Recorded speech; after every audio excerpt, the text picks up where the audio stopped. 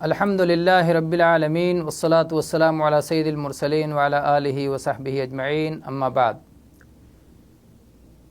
عقیدہ شرعی کورس میں آج انشاءاللہ تعالی ہم قبروں کی زیارت اور قبروں کی زیارت کے وقت ممنوع کاموں سے متعلق گفتگو کریں گے۔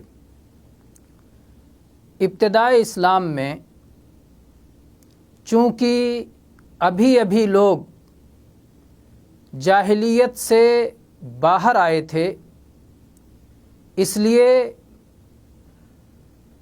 توحید کی حفاظت کے لیے اور شرک میں پڑنے سے بچانے کے لیے قبر کی زیارت سے منع کیا گیا تھا۔ لیکن جب لوگوں کا اسلام بہتر ہو گیا اور دلوں میں توحید کی عظمت بیٹھ گئی، شرک کی نفرت پیدا ہو گئی، توحید کے دلائل راسخ ہو گئے، شبہات پوری طرح سے مٹ گئے، تو پھر دوبارہ قبروں کی زیارت کی اجازت دے دی گئی۔ البتہ زیارت کے اہداف و مقاصد کیا ہیں، زیارت سے غرض کیا ہے، اس کو متعین کر دیا گیا۔ چنانچہ صحیح مسلم میں حدیث نمبر 977 پہ بریدہ ابن حصیب رضی اللہ عنہ سے یہ روایت آئی ہے کہ نبی کریم صلی اللہ علیہ وسلم نے ارشاد فرمایا، نہیتکم عن زیارت القبور فزوروها، میں نے تمہیں قبروں کی زیارت سے روکا تھا، اب اس کی زیارت کرو۔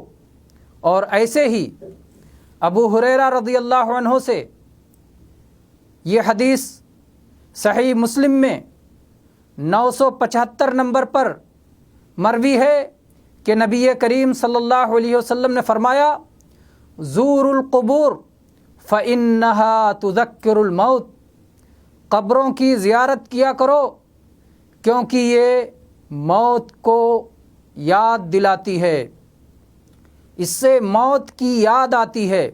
اور ایسے ہی ابو سعید خدری رضی اللہ عنہ کی روایت ہے کہ نبی کریم صلی اللہ علیہ وسلم نے فرمایا، انی نہیتکم عن زیارت القبور فزوروها فإن فیها عبرہ، میں نے تم کو قبروں کی زیارت سے روکا تھا، اب قبروں کی زیارت کیا کرو کیونکہ اس میں عبرت اور نصیحت ہے۔ یہ مسند احمد اور مستدرک حاکم کی روایت ہے۔ اور ایسے ہی انس بن مالک رضی اللہ عنہ کی حدیث ہے کہ نبی کریم صلی اللہ علیہ وسلم نے فرمایا، کنت نہیتکم عن زیارت القبور الا فزوروها فإنها ترق القلب وتدمع العين وتذكر الآخرة ولا تقولوا ہجرا۔ اللہ کے نبی صلی اللہ علیہ وسلم نے فرمایا کہ میں نے تم کو قبروں کی زیارت سے روکا تھا، خبردار قبروں کی زیارت کیا کرو، اس سے دلوں میں نرمی پیدا ہوتی ہے، آنکھوں سے آنسو بہتے ہیں، آخرت کی یاد آتی ہے۔ البتہ کوئی حرام اور غلط بات زبان سے نہ نکالو، ولا تقولوا ہجرا، اور کوئی غلط بات زبان سے نہ کہو۔ اور ایسے ہی یہ حدیث مستدرک حاکم کی روایت ہے۔ اور بریدہ رضی اللہ عنہ کی حدیث فرماتے ہیں، کان رسول اللہ صلی اللہ علیہ وسلم يعلمهم اذا خرجوا الى المقابر فكان قائلهم يقول السلام عليكم اهل الديار من المؤمنين والمسلمين وانا ان شاء الله بكم لاحقون اسال الله لنا ولكم العافيه۔ یہ صحیح مسلم کی 975 نمبر کی حدیث ہے۔ تو کہتے ہیں کہ رسول اللہ صلی اللہ علیہ وسلم قبروں کے لیے جاتے ہوئے کون سی دعا پڑھی جائے اس کی تعلیم دیا کرتے تھے۔ آپ نے انہیں سکھایا تھا کہ جب قبروں کی زیارت کرو تو یہ دعا پڑھو، السلام علیکم اہل الدیار من المؤمنین والمسلمین انا انشاء اللہ بکم للاحقون اسأل اللہ لنا ولکم العافیہ۔ اے ایمان والوں اور اسلام والوں کی بستی میں رہنے والوں، تم سب پر اللہ کی سلامتی ہو، اور ہم بھی اگر اللہ نے چاہا تو تم سے ضرور آ کے ملنے والے ہیں۔ میں اپنے لیے اور آپ کے لیے اللہ تعالیٰ سے عافیت کا سوالی ہوں۔ یہ دعا کیا کرتے تھے۔ تو ان احادیث سے اور اس کے معنی کی جو بھی احادیث آئی ہیں، اس سے معلوم ہوتا ہے کہ پہلے قبروں کی زیارت منع تھی، بعد میں اس کی اجازت دی گئی۔ تو اس کے پیچھے دو بڑے مقاصد کار فرما تھے۔ پہلا مقصد تھا دنیا کی رونقوں سے بے رغبتی پیدا ہو جائے، آخرت کی، موت کی اور اس دنیا سے چلے جانے کی یاد آئے، عبرت اور نصیحت حاصل ہو، آدمی کے ایمان زیادہ ہو، اس کا یقین طاقتور ہو، اللہ سے اس کا تعلق مضبوط ہو، غفلت اور بے رخی کی جو چادر پڑی ہوئی ہے، جو گرد و غبار جمع ہوا ہے، وہ گرد و غبار صاف ہو جائے۔ یہ ایک مقصد تھا۔ دوسرا مقصد یہ تھا کہ جب ہم قبرستان کی زیارت کریں تو وفات پائے ہوئے لوگوں کو دعا دیں، ان کے لیے اللہ تبارک و تعالیٰ سے رحمت اور مغفرت طلب کریں اور اللہ سے سوال کریں کہ اللہ تعالیٰ انہیں معاف فرما دے۔ یہی وہ چیز ہے جس پر دلیل آئی ہوئی ہے، اور اگر کوئی شخص قبروں کی زیارت کا کوئی اور مقصد بتلاتا ہے تو اسے دلیل پیش کرنا چاہیے۔ پھر آپ یہ بات بھی یاد رکھیں کہ قبروں کی زیارت کے وقت بہت سارے کاموں کو منع کیا گیا، ان سے روکا گیا تاکہ توحید کا تحفظ ہو سکے، تاکہ ہر مسلمان جو کہ لا الہ الا اللہ پر قائم ہے، کوئی ایسی حرکت سرزد اس سے نہ ہو جس بنا پر اس کی توحید میں خلل آ جائے، جس کی بنا پر وہ گمراہی میں پڑ جائے، باطل اور ناحق کی طرف چلا جائے۔ کیا کیا چیزیں ممنوع ہیں؟ سب سے پہلی چیز تو آپ نے حدیث میں کچھ دیر پہلے سنی، وَلَا تَقُولُوا حُجْرًا، کہ ناحق، غلط اور باطل کوئی بات نہ کہو۔ اب آپ جانتے ہیں کہ شرعی طور پر جو چیزیں بھی ممنوع ہیں وہ اس باطل میں سب سے پہلے نمبر پہ آئیں گی۔ تو ظاہر ہے کہ اگر کوئی شخص قبروں کی زیارت کرتے ہوئے مدفون شخص سے دعا کرتا ہے اور اس کے ذریعے سے اللہ کے ساتھ شرک کرتا ہے تو یہ سب سے بڑا ممنوع کام ہوگا۔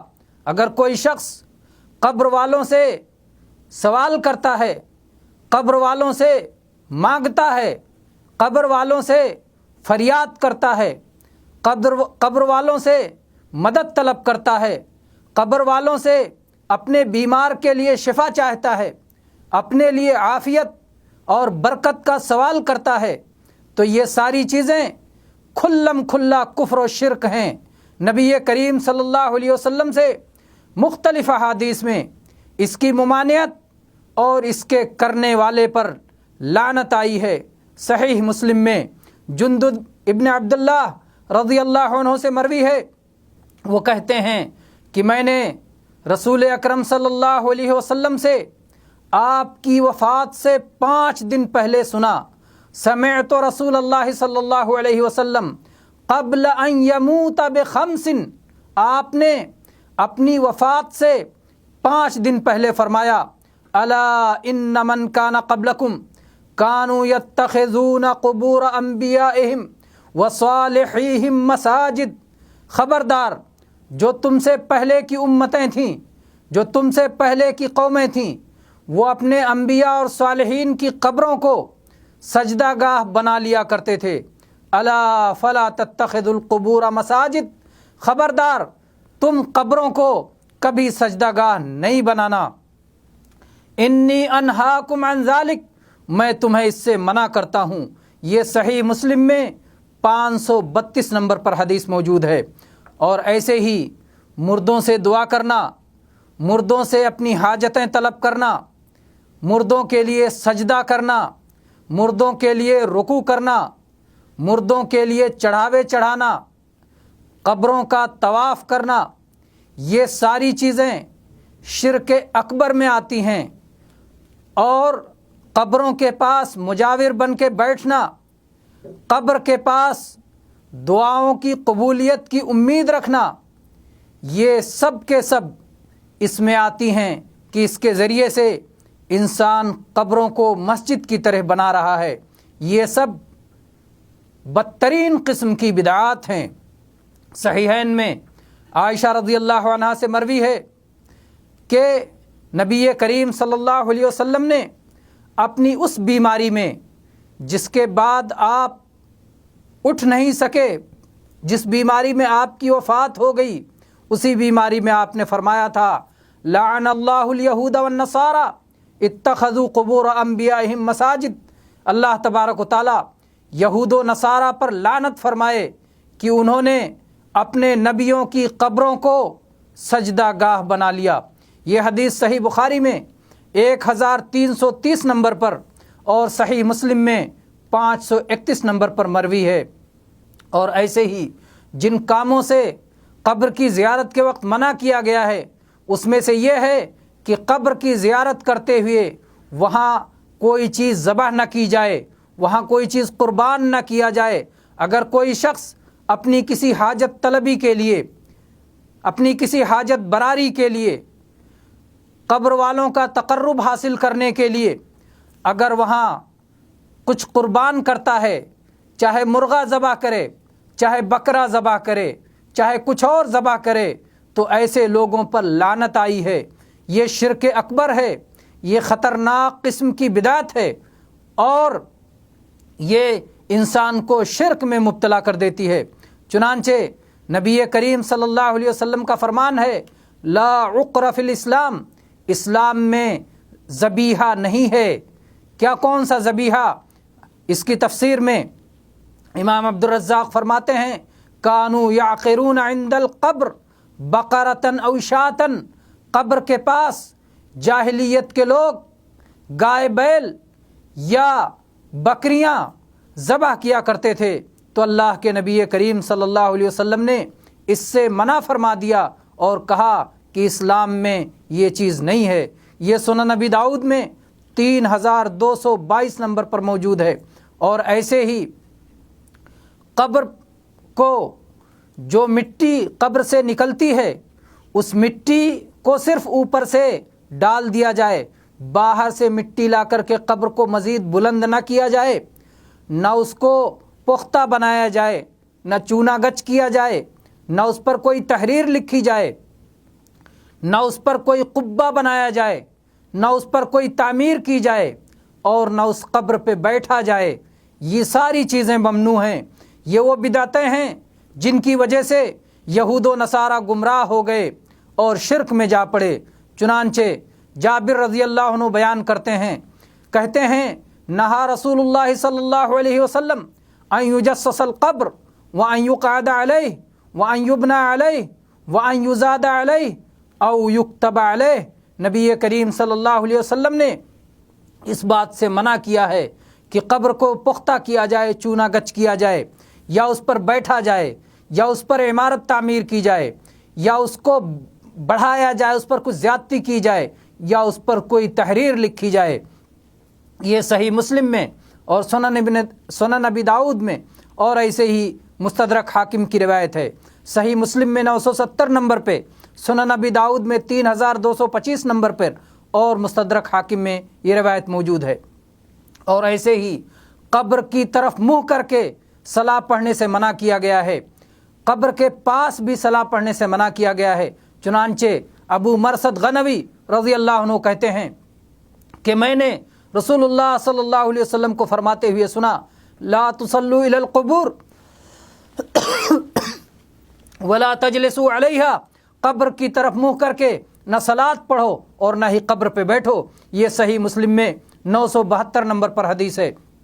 اور ایسے ہی ابو سعید خدری رضی اللہ عنہ کی روایت ہے کہ نبی کریم صلی اللہ علیہ وسلم نے فرمایا، الارض کلها مسجد الا المقبرۃ والحمام، کہ پوری روئے زمین سجدہ کرنے کے لیے ہے، عبادت کرنے کے لیے ہے، البتہ مقبرہ اور حمام یہ دو جگہیں یہاں سجدہ کرنے کی اجازت نہیں ہے۔ یہ سنن ابی داؤد اور سنن ترمذی میں حدیث ہے۔ سنن ابی داؤد حدیث نمبر 492 اور سنن ترمذی حدیث نمبر 317۔ اور ایسے ہی یہود و نصارہ کی گمراہیوں میں سے یہ بھی تھا کہ وہ نبیوں کی قبروں پہ تعمیر کر لیا کرتے تھے، اس سے بھی اللہ کے نبی صلی اللہ علیہ وسلم منع فرمایا۔ اور ایسے ہی وہ ان قبروں پر میلہ لگایا کرتے تھے، عید منایا کرتے تھے، اللہ کے نبی صلی اللہ علیہ وسلم نے اس سے بھی منع فرمایا۔ چنانچہ ابو ہریرہ رضی اللہ عنہ کی حدیث جو سنن ابی داؤد اور مسند احمد میں ہے، سنن ابی داؤد 3042 نمبر پر اور مسند احمد میں یہ حدیث ہے، آپ نے فرمایا، لا تتخذوا قبری عیدا، میری قبر کو عید نہ بناؤ، ولا تجعلوا بیوتکم قبورا، اور اپنے گھروں کو قبرستان نہ بناؤ، وحیثما کنتم فصلوا علی فإن صلاتکم تبلغنی، اور دنیا میں جہاں بھی رہو وہاں سے درود بھیجا کرو، کیونکہ تمہارا درود، تمہاری صلات مجھے پہنچتی ہے۔ تو اس میں اللہ کے نبی کریم صلی اللہ علیہ وسلم نے اپنی قبر کو عید اور میلہ بنانے سے منع فرمایا ہے۔ جیسے ہم عید الفطر میں اکٹھا ہوتے ہیں، عید الاضحیٰ میں اکٹھا ہوتے ہیں، اگر اور یہ عیدیں ہر سال میں بار بار آتی ہیں تو اللہ کے نبی نے فرمایا کہ قبر کو عید نہ بناؤ، یعنی قبر پر سال بسال اکٹھا نہ ہوا کرو، ہر سال ایک دن متعین کر کے اکٹھا نہ ہوا کرو جیسے کہ عید میں ہوتے ہو۔ تو یہ اس سے حدیث میں واضح طور پر منع کیا گیا۔ اور جو چیز قبر پر منع ہے وہ یہ بھی ہے کہ قبر کی زیارت کے لیے خصوصی طور پر کجاوے نہ کسے جائیں، خصوصی طور پر سفر نہ کیا جائے، جیسا کہ ابو ہریرہ رضی اللہ عنہ کی حدیث ہے صحیح بخاری اور صحیح مسلم میں، صحیح بخاری 1189 نمبر اور صحیح مسلم 1397 نمبر، نبی کریم صلی اللہ علیہ وسلم فرمایا، لا تشد الرحال الا الى 3 مساجد، المسجد الحرام ومسجد الرسول صلی اللہ علیہ وسلم ومسجد الاقصی، کہ سفر نہیں کیا جا سکتا ہے مگر 3 مسجدوں کے لیے، ایک مسجد حرام ہے، دوسرا مسجد نبوی جو مدینہ منورہ میں ہے، اور تیسرا مسجد اقصی جو فلسطین میں ہے۔ یہ تین مساجد ہیں جن کے لیے ہی صرف سفر کی اجازت ہے۔ تو جب کسی اور مسجد کے لیے سفر نہیں کر سکتے تو کسی قبر کے لیے سفر کرنا کیسے جائز ہو سکتا ہے؟ والحمد للہ رب العالمین وصلی اللہ علی نبینا وسلم۔